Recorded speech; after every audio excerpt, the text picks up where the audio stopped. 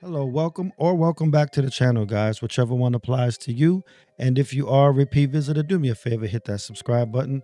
All right, guys, I want to talk about why she ran. And I'm talking about the witness in the Diddy trial. As of many of you might know, she's actually been missing and has been missing for quite a while. The prosecution has been going on as though they have an airtight case against Diddy, when all the while they're missing their star witness. So there's something going on here, something to miss, and I think it bears, as we get into this week one of the trial, I think it's important to go back and look at why she may be running from this trial. So let's go ahead and take a look at this article out of the New York Post.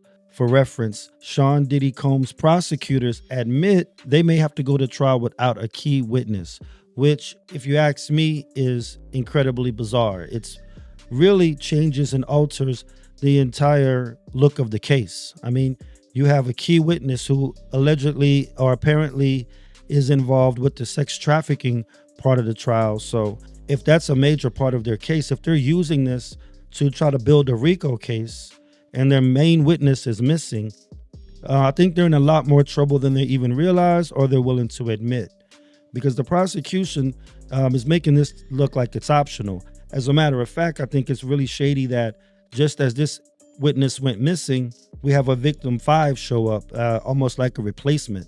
This type of shenanigans that are happening with this trial, I think is major clue as to why our victim number 3 may have run. You know, it's shaping up to be nothing but a show trial. And maybe our victim doesn't want to be part of a show trial. What are show trials? Well, show trials are common in New York. They are trials that are basically have a predetermined outcome.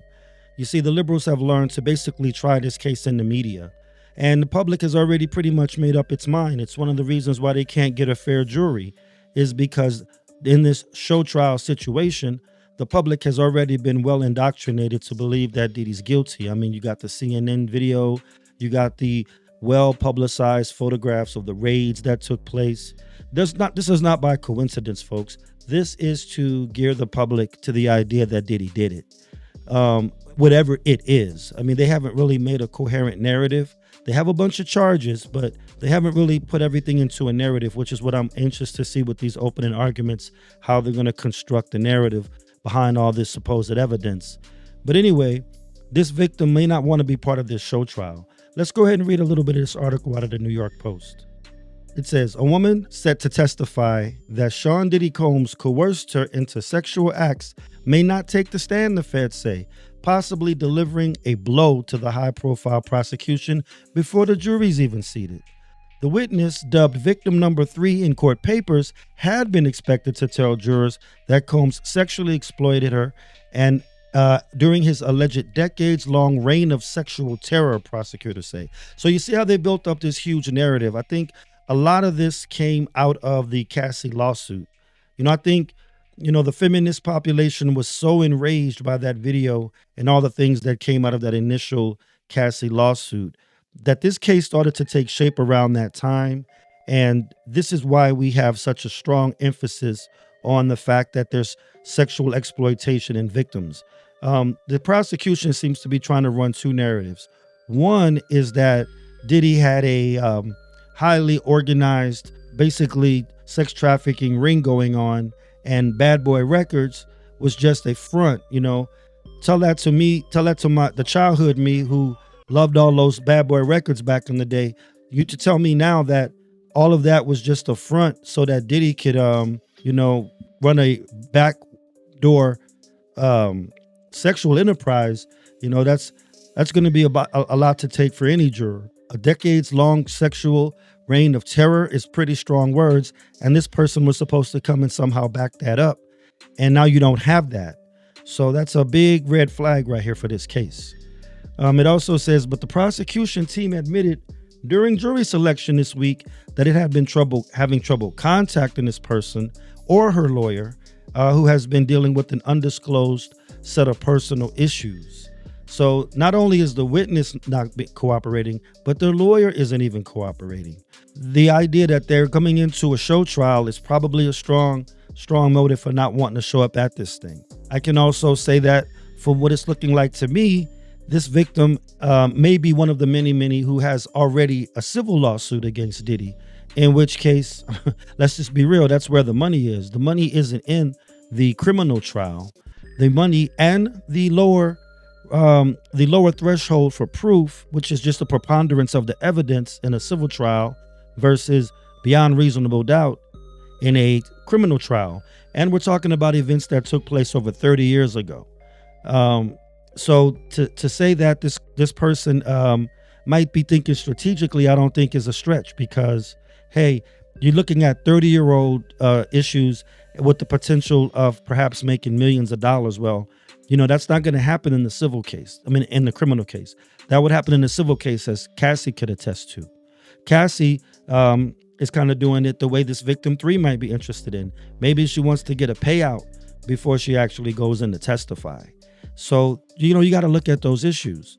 Also, too, you got to think about the fact that, she may not want to be part of the crowd that takes down Hollywood. By her naming names, this only more names are going to arise.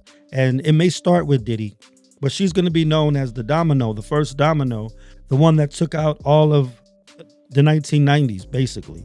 So that's kind of got to be a lot weighing on her shoulders. And I'd hate to be in that situation right now. You know what I mean? And so I think that's also something that really bears a lot of looking into.